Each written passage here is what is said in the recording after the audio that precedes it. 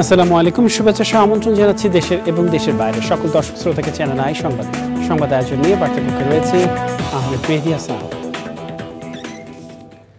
সংবাদের শুরুতেই চলুন জেনে নেওয়া যাক ফ্রেশ আটা ময়দা সুজি সংবাদ শিরোনাম। রমজানে দ্রব্যমূল্য ও পণ্য সরবরাহ স্বাভাবিক রাখতে প্রধান উপদেষ্টার নির্দেশ। শিল্প এলাকার শান্তি শৃঙ্খলা নিশ্চিতে মাঠ প্রশাসনকে সতর্ক থাকার পরামর্শ।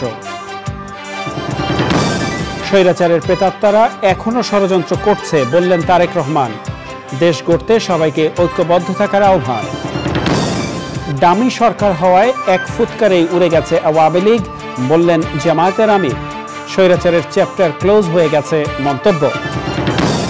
এবং বিপিএল এর সিজন 11 শুরু। উদ্বোধনী ম্যাচে দুর্বার রাজশাহীকে হারিয়ে বর্তমান চ্যাম্পিয়ন ফরচুন বরিশালের শুভ সূচনা।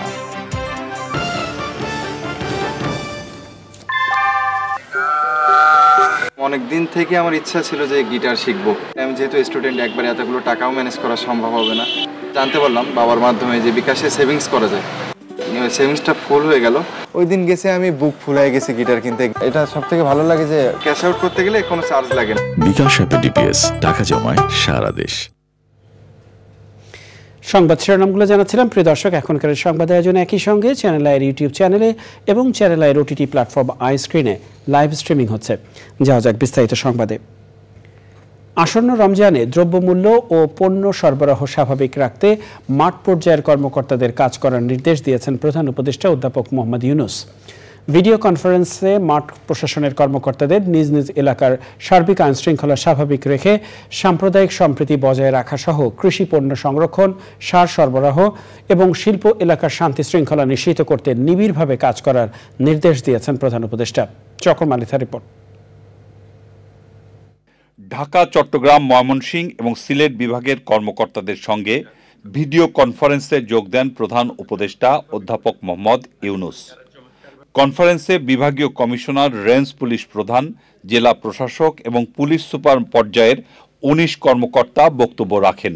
কনফারেন্সের সমাপনী বক্তব্যে কর্মকর্তাদের উদ্দেশ্যে প্রধান উপদেষ্টা বলেন, সরকারের কার্যক্রমে মানুষ যেন বুঝতে পারে দেশে পরিবর্তন এসেছে। দ্রব্যমূল্য একটা বড় ইস্যু। এখান থেকে চেষ্টা হচ্ছে কিভাবে এটাকে আয়ত্তে আনা যায়। কৃষকের অনেক জিনিস অভাব করে, বীজের অভাব হয় ইত্যাদি ইত্যাদি। বিশেষ করে সারের ব্যাপারে আমরা প্রায় শুনি অমুক জায়গায় সার ঠিক মতো যাচ্ছে না, সেটা নিশ্চিত করা। ছাত্র জনতার অভ্যুত্থানের চেতনা ধারণ করার আহ্বান জানান অধ্যাপক মোহাম্মদ ইউনূস। পুলিশের যারা দোষী তাদের অবশ্যই শাস্তি হবে। আমাদের শান্তি শৃঙ্খলা যেটা বিঘ্নিত হয়েছে সেটা এখন জোরদার করবো। শুধু আগের পর্যায়ে ফিরে যাবো তা না, আগের চাইতে সুন্দরভাবে করবো। আমরা যে কাজই করি না কেন, যে অভ্যুত্থানের কাঠামোতে আমরা সেই কাজগুলো করি, যে স্পিরিটটাকে যেন আমরা সামনে নিয়ে আসতে পারি। শান্তিপূর্ণভাবে যাতে সংস্কার কাজ সম্পন্ন করা যায় সেজন্য সচেতন থাকতে কর্মকর্তাদের নির্দেশ দেন তিনি। আমরা যেন নিজেরা নিয়মের ভেতরে থাকি এবং মানুষকেও জানাই যে আমরা নিয়মের মধ্যে আছি। আমরা নিয়ম করলে নিয়মটা পালন করি, কথা দিলে কথাটা রাখি, তাহলে কাজ অনেক সুন্দরভাবে অগ্রসর হতে পারে। স্থানীয় প্রশাসনকে ধর্ম বর্ণ নির্বিশেষে সবার অধিকার নিশ্চিত করার আহ্বান জানিয়েছেন প্রধান উপদেষ্টা।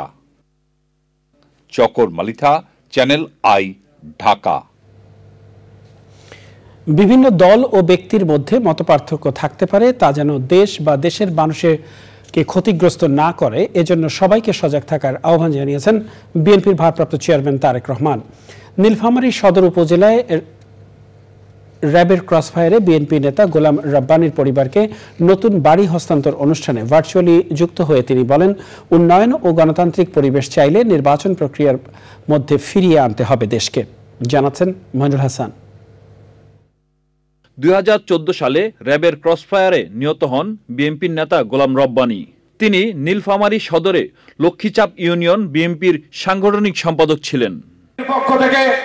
আমরা বিএনপি পরিবারের উদ্যোগে ক্রসফায়ারে নিহত গোলাম রাব্বানী পরিবারের জন্য নবনির্মিত বাড়ির চাবি হস্তান্তর অনুষ্ঠানের আয়োজন করে জেলা বিএনপি।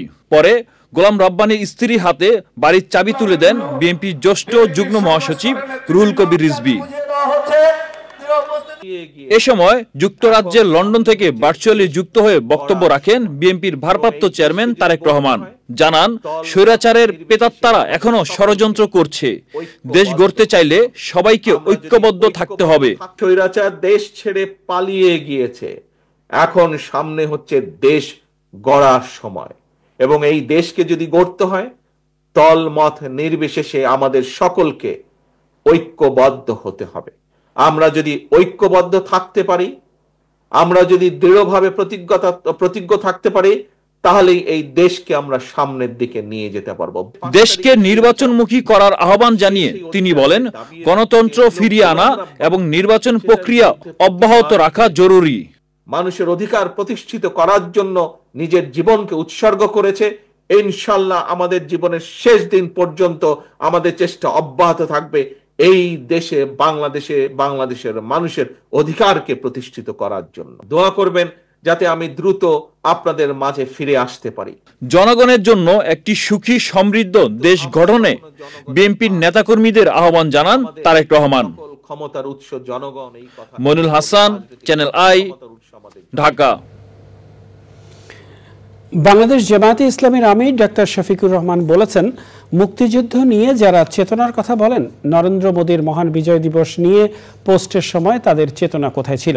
ঠাকুরগাঁও জেলা স্কুল মাঠে জেলা জামায়াতে ইসলামের কর্মী সম্মেলনে তিনি কথা বলেন। জামায়াতের আমির বলেন, ডামি সরকার হওয়ার কারণে এক ফুৎকারেই উড়ে গেছে আওয়ামী লীগ, স্বৈরাচারের চ্যাপ্টার ক্লোজ হয়ে গেছে। বিস্তারিত তাফহিমুল ইসলামের রিপোর্টে। ঠাকুরগাঁও জেলা স্কুল বড় মাঠে জেলা জামায়াতে ইসলামীর কর্মী সম্মেলনে কেন্দ্রীয় নেতাদের পাশাপাশি বিভিন্ন স্তরে নেতাকর্মীরা উপস্থিত ছিলেন। আমরা সর্বাত্মক সহযোগিতা করব। অনুষ্ঠানে প্রধান অতিথি জামায়াতের আমির জুলাই গণ অভ্যুত্থানের পরবর্তী বাংলাদেশের সংগঠিত সব অপরাধের তদন্ত সাপেক্ষে শ্বেতপত্র প্রকাশের দাবি জানান। 24-এর 5 আগস্ট পর্যন্ত, এমনকি আজকের দিন পর্যন্ত বাংলাদেশে এরকম যতগুলো অঘটন ঘটেছে তার সুষ্ঠু তদন্ত হোক, তার শ্বেতপত্র জাতির সামনে প্রকাশ করা হোক। প্রতিবেশী দেশগুলো শান্তিতে থাকুক, তারা যেন বাংলাদেশের অশান্তির কারণ না হয় জানিয়ে জামায়াতের আমির বলেছেন, বাংলাদেশের বিজয় দিবসে ভারতের প্রধানমন্ত্রীর টুইটের বিষয়ে চেতনাবাদরা কথাই ছিল। এবারকার মহান বিজয় দিবসে ভারতের প্রধানমন্ত্রী এইটাকে ভারতের বিজয় দিবস দাবি করে টুইট করেছেন। আপনারা বলুন, এই বিজয় বাংলাদেশের না ভারতের? বাংলাদেশের যদি বিজয় হয়ে থাকে আর ভারতের প্রধানমন্ত্রী যদি এই বিজয় তাদের বলে দাবি করে, আপনারা চুপ কেন? আপনাদের চেতনা কোথায় যায় তখন? জামায়াতের আমির বলেছেন, এদেশের মানুষ বিশ্বের বিভিন্ন দেশে গিয়ে সে দেশের চেহারা পরিবর্তন করে দিচ্ছে, কিন্তু আফসোস নিজেদের দেশের চেহারা পরিবর্তন করা যাচ্ছে না। তাফহিমুল ইসলাম, চ্যানেল আই। তারুণ্যের উৎসব 2025-এর উদ্বোধনী খামে সই করেছেন প্রধান উপদেষ্টা অধ্যাপক মোহাম্মদ ইউনুস। বিকেলে রাষ্ট্রীয় বাসভবন যমুনায় এ আয়োজন করা হয়। যুব ও ক্রীড়া মন্ত্রণালয়ের কর্মসূচির অংশ হিসেবে 30 ডিসেম্বর থেকে তারুণ্যের উৎসবের কর্মসূচি শুরু হয়েছে। এই কর্মসূচি আগামী 19 ফেব্রুয়ারি 2025 পর্যন্ত চলবে।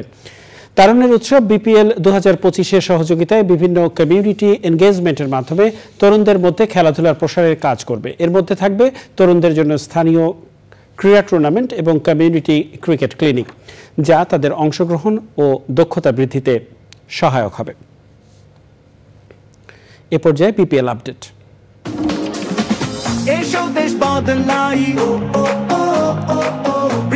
বিরতির পর আবারও ফিরে এলাম চ্যানেল আই সংবাদ।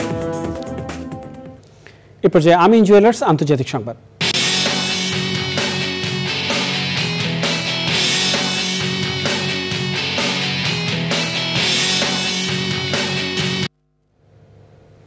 শান্তিতে নোবেলজয়ী সাবেক মার্কিন প্রেসিডেন্ট জিমি কার্টার মারা গেছেন। স্থানীয় সময় রোববার জর্জিয়ার প্লেইন্সে নিজ বাড়িতে তিনি শেষ নিঃশ্বাস ত্যাগ করেন। তার বয়স হয়েছিল 100 বছর।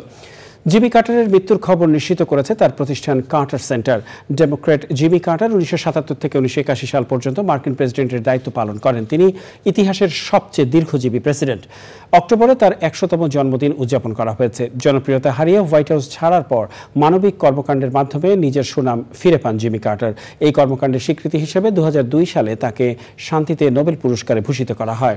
নোবেলজয়ী সাবেক এই প্রেসিডেন্টের মৃত্যুতে শোক জানিয়েছেন মার্কিন প্রেসিডেন্ট জো বাইডেন, যুক্তরাজ্যের প্রধানমন্ত্রী কিয়ার স্টারমার, ফ্রান্সের প্রেসিডেন্ট ইমানুয়েল ম্যাক্রো সহ বিশ্ব নেতারা। এক্সিম ব্যাংক বাণিজ্য সংবাদ।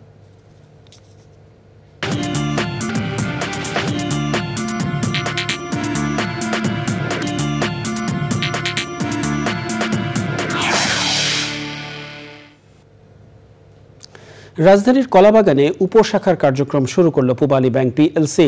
উদ্বোধন করেন ব্যাংকের ব্যবস্থাপনা পরিচালক ও প্রধান নির্বাহী মোহাম্মদ আলী। তিনি বলেন, অল্প সময়ে গ্রাহকদের আস্থা অর্জন করতে পেরেছে পূবালী ব্যাংক। ভবিষ্যতেও নিজেদের ব্যাংকিং সেবার মান আরও বাড়ানোর কথা জানান তিনি। সে সময় ব্যাংকের কর্মকর্তারা উপস্থিত ছিলেন। সময় হলো আবারও কিছুক্ষণের বিরতি নেবার, আর বিরতির পর খেলার সংবাদে জানিয়ে ফিরছি। মেলবোর্ন টেস্টে ভারতের বিপক্ষে অস্ট্রেলিয়ার 184 রানের জয়।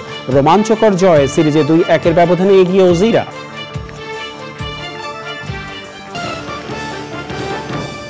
চ্যানেল আই সংবাদে এ পর্যায়ে জানাবো খেলার খবর। জানিয়ে দ্রব্যমূল্য ও পণ্য সরবরাহ স্বাভাবিক রাখতে প্রধান উপদেষ্টার নির্দেশ। শিল্প এলাকার শান্তি শৃঙ্খলা নিশ্চিতে মাঠ প্রশাসনকে সতর্ক থাকার পরামর্শ। স্বৈরাচারের প্রেতাত্মারা এখনো ষড়যন্ত্র করছে বললেন তারেক রহমান। দেশ গড়তে সবাইকে ঐক্যবদ্ধ থাকার আহ্বান। দামি সরকার হওয়ায় 1 ফুৎকারেই উড়ে গেছে আওয়ামী লীগ বললেন জামাতের আমির। স্বৈরাচারের চ্যাপ্টার ক্লোজ হয়ে গেছে মন্তব্য। এবং বিপিএল এর সিজন 11-এর শুরু। উদ্বোধনী ম্যাচে দুর্বার রাজশাহীকে হারিয়ে বর্তমান চ্যাম্পিয়ন ফরচুন বরিশালের শুভ সূচনা।